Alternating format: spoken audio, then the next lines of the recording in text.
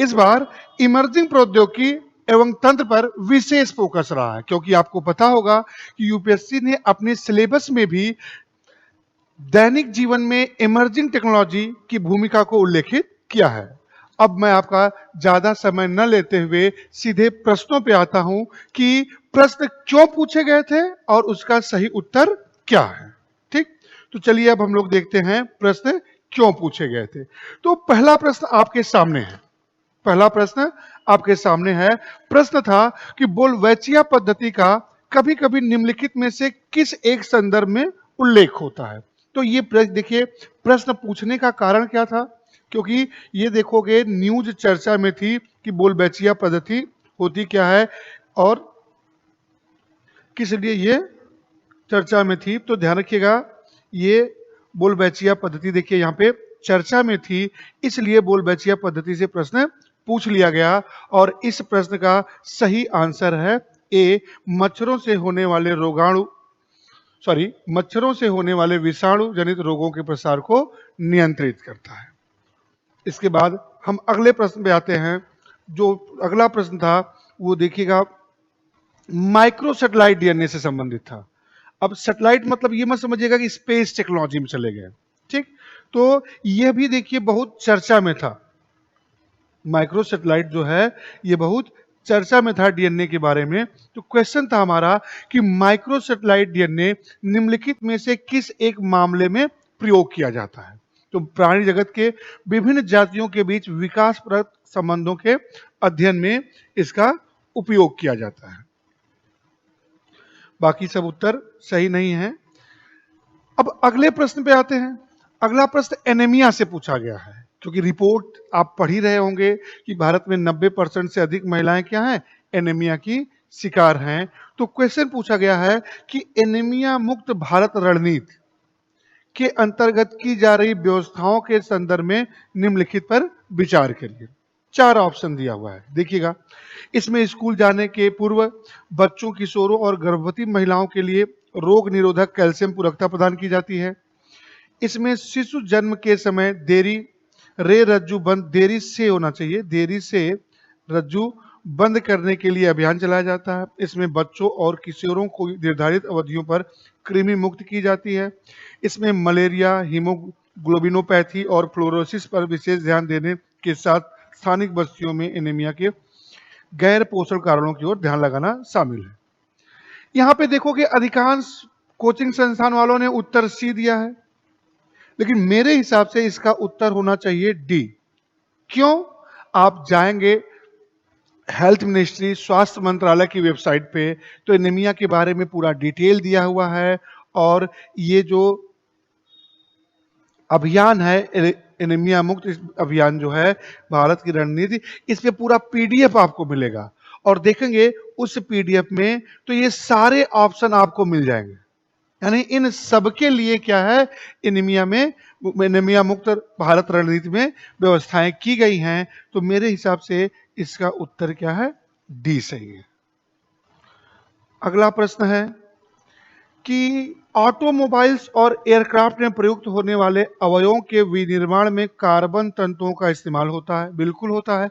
इसको आप कह सकते हो कार्बन नैनो मटेरियल्स। कार्बन तंतु एक बार प्रयुक्त होने पर पुनर्चक्रित नहीं होते। ये दूसरा स्टेटमेंट गलत है और पहला स्टेटमेंट सही है, इसलिए इसका जो आंसर सही है वो ए। अगला प्रश्न है, देखिए सारे प्रश्न में मैं आपको दिखा रहा हूं कि कहीं ना कहीं वो किसी न किसी कारण से क्या है, चर्चा में है। और जब चर्चा में रहेंगे तभी वो एग्जाम में आपका यूपीएससी पूछा जाता है। देखिए न्यूज क्या है, जापानीज फर्म टोरे plans to set a new research base by 2026 says report।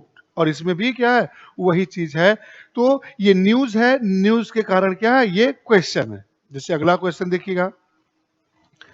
जो अगला क्वेश्चन है वो है निम्नलिखित में से उपरोक्त में किनमें जो है त्वरण मापी के प्रकार की आवश्यकता है, यानी एक्सेलेरोमीटर की आवश्यकता है। तो अब देखिए क्या क्या ऑप्शन दिया हुआ है। कार क्रैश या टक्कर जिसमें एयरबैग लगभग तुरंत फैल जाता है, तो एप्पल वाले ये क्या कर रहे हैं अभी। लैपटॉप अचानक धरातल पर गिर पड़ने जिससे हार्ड ड्राइव तुरंत बंद हो जाता है, का पता लगाना, ये भी पता लगाता है। फिर स्मार्टफोन का झुकाव जिसमें पोर्ट्रेट लैंडस्केप मोड के बीच प्रदर्शन घूम जाता है। इन सब पर क्या है, इन सब पे जो है ये एक्सेलेरोमीटर का यूज कहीं ना कहीं होता है, इसलिए ये ऑप्शन क्या है, सही है। अगला प्रश्न हम लोग देखते हैं। अगला प्रश्न जो है वो है किससे संबंधित, तो एक्वा कल्चर से संबंधित है।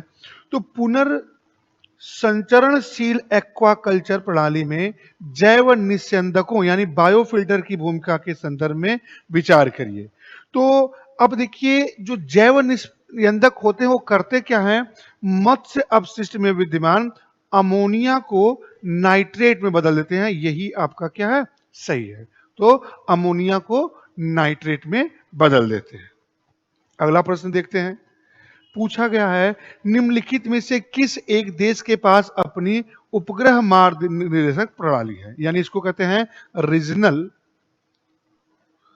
Navigation satellite system.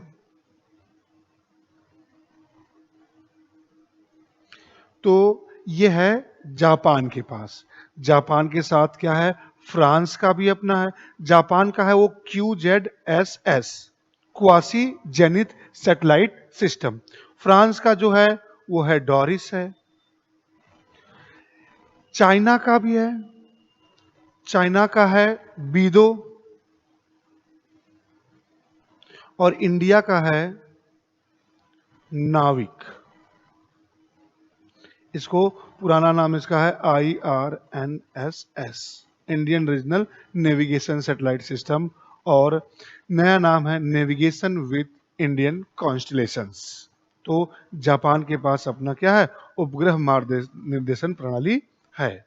अगले प्रश्न पे आते हैं। अगला प्रश्न है कि पारा प्रदूषण, निम्नलिखित कथनों पर विचार करिए। तो ध्यान रखिएगा, पारा प्रदूषण का जो मेन कारण है, देखेंगे यहां पे आपको न्यूज होगी, ठीक है। मरकरी पोल्यूशन जो होता है मेन किससे होता है, गोल्ड माइनिंग से, ठीक। तो यहां गोल्ड माइनिंग भी होगा, इसमें कोयला आधारित उसमें का थर्मल पावर के जो है उसका अपशिष्ट जो होता है वो पारा प्रदूषण होता है।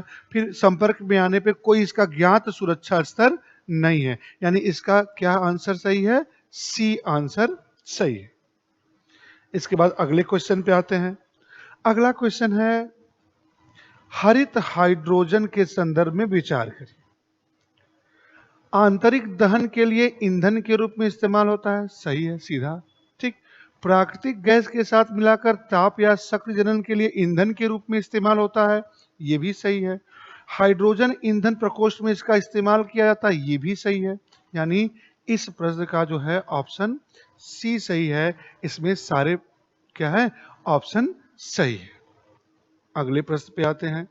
अगला प्रश्न है एरियल मेटाजेनोमिक्स निम्नलिखित में से किस एक स्थिति को सही निर्दिष्ट करता है। तो ध्यान रखिएगा, ये आंसर ए सही है। किसी पर्यावास में वायु के डीएनए प्रतिदर्शों को, डीएनए सैंपल्स को एक बार में ही कलेक्ट करने का जो प्रोसेस होता है वही है एरियल मेटाजेनोमिक्स, ठीक। इसके बारे में हम लोग क्लास में डिटेल किया जाएगा। नेक्स्ट क्वेश्चन है, विचार करिए। कुछ मशरूम में औषधीय गुण होता है, कुछ में मन प्रभावी गुण होता है, मन को खुश करने वाला होता है, कुछ में कीटनाशी गुण होता है, और कुछ में बायोलुमिनेसेंट संदीप्तशील होते हैं, यानी जुगनू की तरह चमकते हैं। तो इसमें भी ध्यान रखिएगा, इसमें सभी चार ऑप्शन सही है, ठीक। अगला प्रश्न है, कुछ सूक्ष्म जीव जल के क्वथनांक के तापमान वाले वातावरण में पनप सकते हैं, सही है। कुछ सूक्ष्म जीव जल के हिमांक के नीचे के तापमान वाले वातावरण में पनप सकते हैं, ये भी सही है। और कुछ जो है pH 3 से कम यानी कि अत्यंत अम्लीय वातावरण में पनप सकते हैं। तो ये तीनों सही है, इसलिए इसका ऑप्शन क्या है, सी सही है।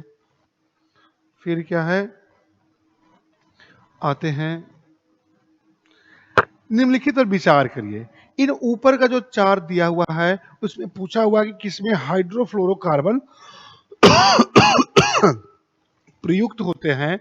तो एरोसॉल में भी होते हैं, फोम एजेंट में भी होते हैं, अग्निमंधक में भी होते हैं और स्नेहक में भी होता है। इन ऊपर के सभी चारों में क्या होते हैं?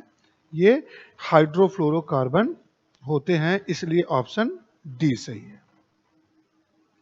इसके बाद क्वेश्चन पूछा है, बैलिस्टिक मिसाइल अपनी पूरी उड़ान में अवध्वनिक यानी ध्वनि की चाल से कम आधार पर नोदित, गलत हो गया ये। क्रूज मिसाइल केवल उड़ान के प्रारंभिक चरण में रॉकेट से होती है। क्रूज मिसाइल कभी रॉकेट से नहीं चलती, रॉकेट इंजन पे, यानी पहला ये गलत है। अग्नि 5 मध्यम दूरी की नहीं है, ये क्या है? लंबी दूरी की है, इंटरकॉन्टिनेंटल बैलिस्टिक मिसाइल है। और ब्रह्मोस जो है बैलिस्टिक मिसाइल नहीं है, ध्यान रखिएगा। ब्रह्मोस क्या है? क्रूज मिसाइल है, यानी ये भी ऑप्शन क्या हो गया? गलत हो गया। यानी कि इसमें न तो एक सही है और न ही दो सही है। ठीक। और आखिरी प्रश्न पे आते हैं अब कि निम्नलिखित कथनों पर विचार करिए। निम्नलिखित कथनों पर विचार की। कथन क्या है? भारत अपने पास यूरेनियम निक्षेप होने के बावजूद अपने अधिकांश विद्युत उत्पादन के लिए कोयले पर निर्भर है। पूरा डोमेस्टिक जो इलेक्ट्रिसिटी है वो क्या है? कोल बेस्ड है, यानी ये सही है।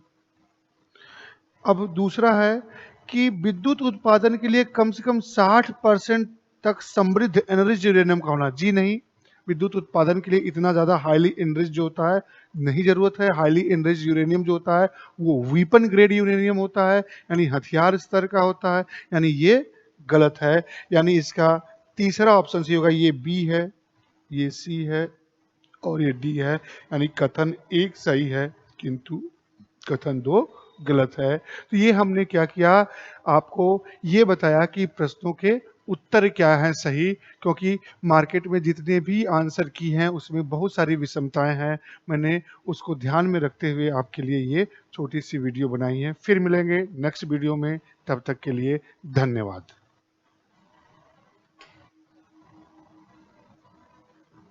हो गया भाई?